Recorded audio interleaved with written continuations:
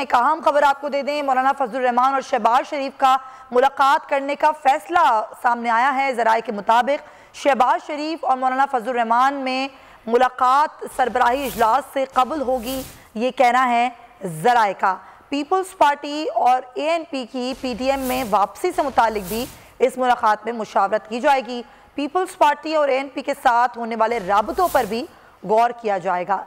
मुलाकात में मुल्क की सियासी सूरत हाल पर भी बातचीत की जाएगी। आपको बताएं, ये मुलाकात अब तय पा गई है, मुलाकात करने का फैसला कर लिया गया है।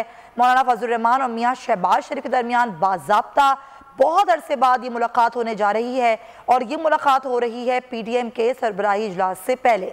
अब इस मुलाकात में ये गौर किया जाएगा कि पीपल्स पार्टी को वापस लाया जाए, ANP को वापस लाया जाए और किस तरह लाया जाए।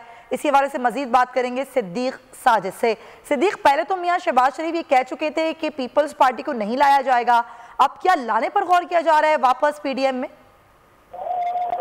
देखिए, ये जो PTM के सरबराही इजलास से कबल जो मुलाकात होने जा रही है, इसमें सबसे पहले इशू यही डिस्कस होगा कि अगर ये वापस आते हैं तो फिर इसकी जो पहले से तयशुदा शराइत थी, आया वो पीपल्स पार्टी और NP मानने को तैयार है कि नहीं। इस वजह से दोनों जो है मुशावरत करेंगे, क्योंकि पीपल्स पार्टी खुद ये चाह रही थी कि मौलाना फजलुर रहमान के साथ जो उनके रवाबत हैं उसको दुरुकार लाते हुए नून लीग इस बात पर आमादा हो, लेकिन नून लीग का एक मौक़िफ़ था कि जो पीपल्स पार्टी अपनी गलतियां तस्लीम करे। लेकिन क्योंकि जमानत पर रिहाई के बाद शहबाज शरीफ से मुलाकात होगी तो उसमें जो फिर जो बाकी बातचीत है वो उस मुलाकात में होगी। सिद्दीक साजिद, बहुत शुक्रिया आपका।